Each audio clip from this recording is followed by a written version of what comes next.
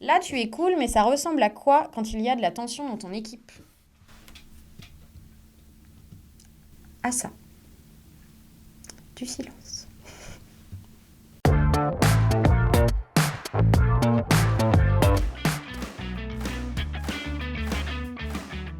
Je me suis retrouvée dedans et j'ai été hyper mal à l'aise parce que j'ai voulu faire le tampon entre deux personnes.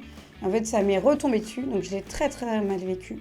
Et du coup, maintenant, j'ai appris à prendre du recul et à surtout faire en sorte que les deux personnes s'écoutent et que moi, je sois juste là pour faire parler, mais surtout pas interagir. Là, tu es cool, mais ça ressemble à quoi quand il y a de la tension dans ton équipe? La communication, elle est rompue en fait. Donc, c'est-à-dire que quand il y a une tension, on pourrait sentir les mouches voler. Et voilà. S'il n'y a pas de manager, qui s'occupe de gérer les malentendus, tensions, conflits? Je pense que ça peut être une personne du siège qui peut venir. Ou nous, notre marraine, c'est Amélie, donc je pense qu'elle elle serait capable de venir nous aider. C'est même sûr. On a tous été formés à la communication non violente, au feedback. Donc, c'est-à-dire à apprendre à dire les choses. Donc, on est tous responsables de pouvoir gérer des malentendus, des tensions ou des conflits.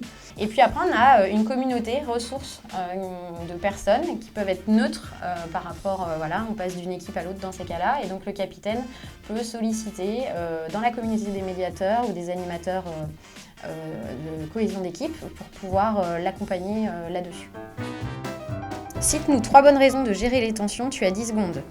Éviter que les grains de sable deviennent des gros rochers, vivre mieux ensemble et mieux coopérer et mieux communiquer. Être performant, parce que quand il y a des tensions, on n'est pas performant. Et puis, mine de rien, pour avoir envie de revenir au travail le lendemain. Livre-nous les secrets de la communication bienveillante chez Innovon. Savoir se dire les choses, savoir prendre le temps pour se parler, encourager les personnes qui ont besoin d'évacuer quelque chose à le faire à froid et non pas à chaud. Et j'encourage également à préparer les entretiens et à se dire les choses de façon bienveillante, mais posée et préparée. Pour qu'on puisse travailler ensemble, des fois, il faut s'asseoir sur son ego et pouvoir prendre le temps de comprendre aussi la personne qui est en face. Parce que le secret aussi, je rajoute, c'est que ce qu'on travaille pour nos relations ici professionnelles, on l'emmène chez nous. Et du coup, ça a aussi un impact dans nos familles qui est hyper positif.